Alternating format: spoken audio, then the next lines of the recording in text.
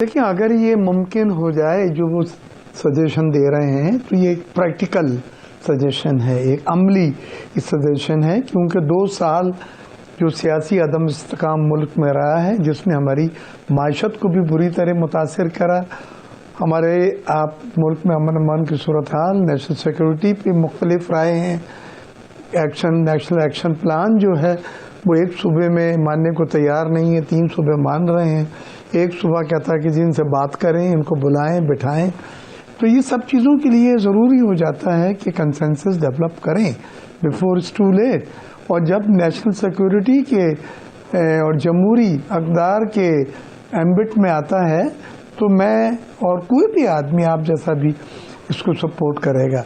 अब इसमें सिर्फ यहाँ पे बात नहीं ख़त्म हो जाती कि जी 5वां या एस्टेब्लिशमेंट की नुमाइंदगी अच्छा ज़रूरी है। ये तो प्रैक्टिकल है। हाइब्रिड सिस्टम में जो दूसरा स्टेक होल्डर है उनको भी आपने इन्वॉल्व करना पड़ता है, उनके पावर है, क़ुव्वत है, जिनसे वो चीज़ों को करवा सकते हैं। लेकिन अगर आप माशत के पॉइंट ऑफ व्यू से बात कर रहे हैं तो बिल्कुल मैं कहूँगा कि ये जो लीडिंग बिजनेसमैन है इनको भी स्टेक होल्डर हैं, इनको भी इसमें बिठाया जाए।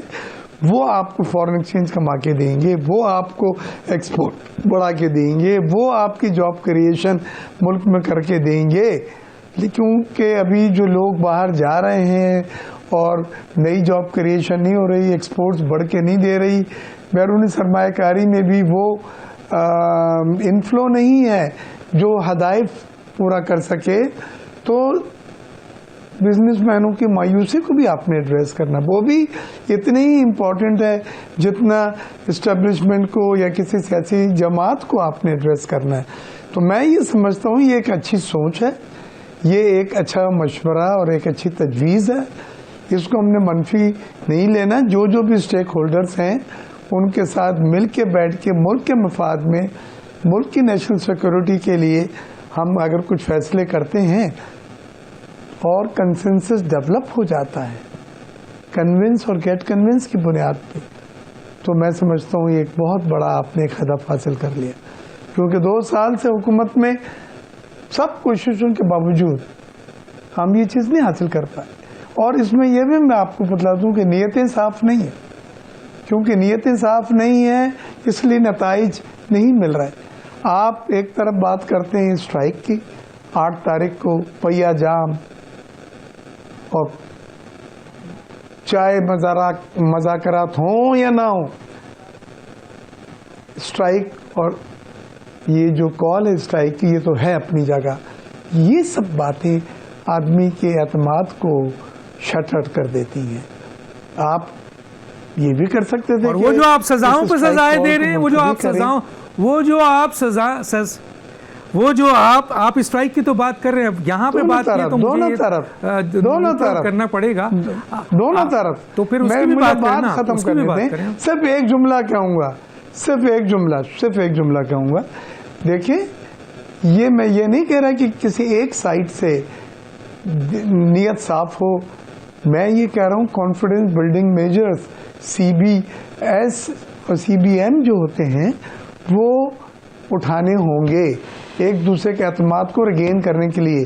ज़ीरो एतमाद है आपस में एक दूसरे के ऊपर, और उसकी वजह माजी के वो तमाम फैसले हैं जो चीज़ें हुई, अब एतबार नहीं है, ट्रस्ट नहीं रहा।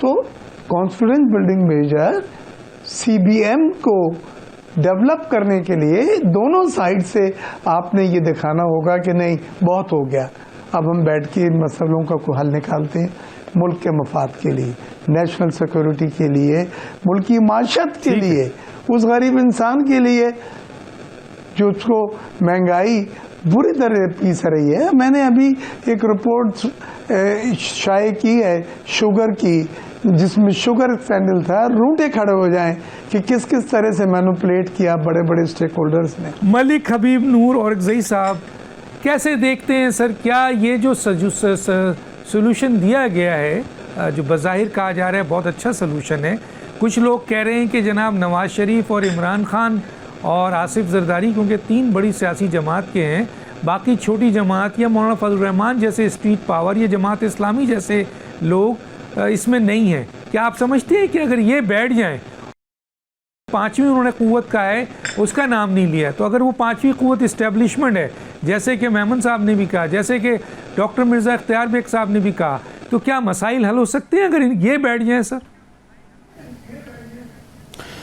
بسم اللہ الرحمن الرحیم.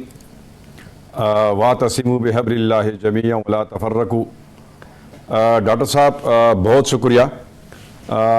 جیسا کہ آپ نے فرمایا کہ ایک سجیشن آیا ہوا ہے رانا ثناء اللہ صاحب کی طرف سے. انہوں نے 5 بڑے اس کو نام لیے ہیں کہ یہ اگر بیٹھ جائے تو کیا سیاسی استحکام آئے گا. سب سے اہم بات یہ ہے کہ یہ جو 5 بندے ہیں، اس کے علاوہ بھی جس طرح آپ نے بھی فرمایا کہ مولانا فضل الرحمان صاحب جو ہے، اسی طرح دیگر جو جماعتیں ہیں اور بلوچستان میں سیاسی جماعتیں ہیں، یہ اگر شامل نہ ہو میری نظر میں اس کا کوئی فائدہ نہیں ہے. وجہ یہ ہے کہ میں آپ کو اس کا یہ بتا دوں کہ کیونکہ سیاسی عدم استحکام جو ہے، اس میں سب سے جو متاثر ہوئے ہیں وہ 2 صوبے ہیں، وہ زیادہ متاثر ہوئے ہیں. ایک ہے صوبہ خیبر پختونخوا اور دوسرا ہے بلوچستان. تو جس میں اگر اس صوبے کے جو دیگر سیاسی جماعتیں ہیں وہ اس میں اگر نہ ہو تو میرا خیال نہیں ہے کہ ٹھیک ہے. ایک طرف جو ان کے ساتھ جو ان کا ایک پڈا چل رہا ہے وہ ابھی سے نہیں ہے. وہ جب 2013 میں ان کی حکومت آئی تھی تو ایک جماعت مسلسل دھرنوں پہ اتر آیا تھا، تو ان کا یہی ڈیمانڈ تھا کہ وہ کچھ ڈیمانڈ پیش کر رہے تھے. ان کا صرف نظر اس چیز پہ تھا کہ حکومت ہمیں ملے. تو 2013 سے لے کر 18 تک یہ سلسلہ جاری رہا. تو وہ اس وقت بھی یہی نظام تھا. جب 2018 میں یہ اقتدار میں آ گئے تو وہ پھر 2018 سے لے کر 2022 تک جو تقریباً 4 سال سم تھنگ یہ اس میں وہ تھے. تو وہ بھی آپ لوگوں نے سب دیکھا ہے.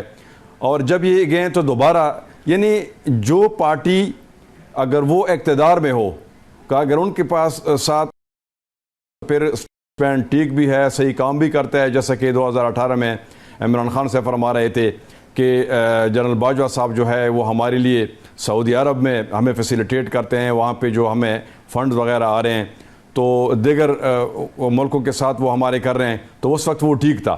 ابھی اگر یہ جو موجودہ حکومت ہے جو ان کے ساتھ فیلڈ مارشل صاحب جو وہ کر رہے ہیں، میں کہہ رہا ہوں کہ اگر ہم کہیں گے کہ پورے پاکستان میں سیاسی استحکام آ جائے تو سب سے بہترین حال یہ ہے کہ جتنی بھی سیاسی پارٹی ہیں ان کے سیاسی ہیڈ ہے وہ ایک ہی پیج پہ بیٹھ جائیں اور اس کا حل نکالیں، اس کا حل تلاش کریں.